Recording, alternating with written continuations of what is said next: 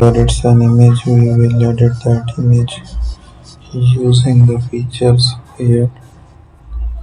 Add a channel mixer. So that's our design here. Blue color. Make the filter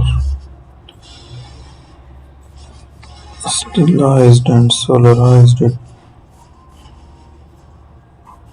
So we can zoom it and zoom out that picture. We can add the color of the background.